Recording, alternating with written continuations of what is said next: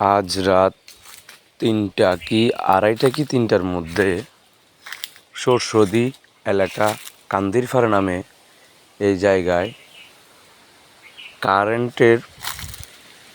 ঘরের মধ্যে কারেন্টের থেকে শর্ট খেয়ে অগ্নিসংযোগ ঘটে, যার মধ্যে দিয়ে অনেকগুলা বাড়িঘর পুড়ে যায়। ইতিমধ্যে দেখা গেল যে আপনার অনেকগুলা বাড়িঘরে পুড়ে গেছে। এই বাড়িঘরগুলা প্রায় অনেক মানুষের কষ্টদায়ক, যে এখানকার এলাকাবাসী মানুষগুলা বলতেছে যে এখানে অনেক ধরনের পানি মেরে চেষ্টা করা হয়েছে, টিউবওয়েল থেকে চেপে অনেক পানি মেরে চেষ্টা করা হয়েছে যে বন্ধ করার জন্য, কোনোভাবে চেষ্টার কাজ হচ্ছিল না। তারা শেষমেশ ফায়ার সার্ভিসকে 349-এ কল দিয়ে সংযোগ করার চেষ্টা করছে। অনেকক্ষণ পরে নাকি তারা আসার পরে নিয়ন্ত্রণে আনার চেষ্টা করছে। তার মধ্যেই চেষ্টা করার আগেই সবগুলা ঘর পুড়ে ছাই হয়ে গেছে। তাদের অনেক আশা ভরসার জায়গা ছিল, অনেক কষ্ট করে জায়গা জমিয়ে অনেক কিছু করছিল, যার মধ্যে এখন সব নিঃস্ব হয়ে গেছে। তারা এখন বোঝা যাচ্ছে আপনার কোনো কিছুই বাকি নেই তাদের, অবশেষে সব কিছুই পুড়ে ছাই হয়ে গেছে। এই সরস্বতী ইউনিয়ন কান্দিরপাড় এলাকার এই জায়গা অবস্থিত। এখানে অনেক দেখা যাচ্ছে অনেকগুলা ঘরে পুড়ে গেছে, 3-4টা ঘর পুড়ে গেছে, যার মধ্যে দেখা যাচ্ছে অনেকগুলা আপনার এই যে কি কাপড় চোপড় বলেন, টাকা পয়সা একজনে ঘর করতে চাইছিল, তার এই যে ঘর উঠিয়ে রাখছে, টিন এনে পরের দিন কাজ করবে, কিস্তি থেকে নগদ ক্যাশ টাকা কিছু আনছে, কিছু কারো থেকে ধার নিছে, 2 লক্ষ টাকা জমানো টাকা, ওগুলোও পুড়ে গেছে, পুড়ে ছাই হয়ে গেছে। এখন হাহাকার চলতেছে তাদের মধ্যে দিয়ে, কিভাবে আবার স্বাবলম্বী হবে তারা।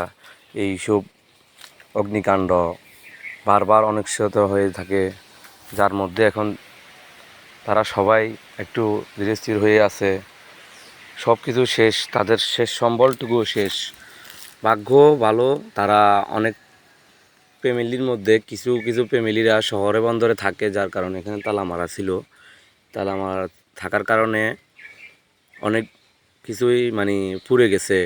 তারা শহরে ছিল, 2টা ফ্যামিলি শহরে ছিল, একটা ফ্যামিলি বাড়িতেই আছে।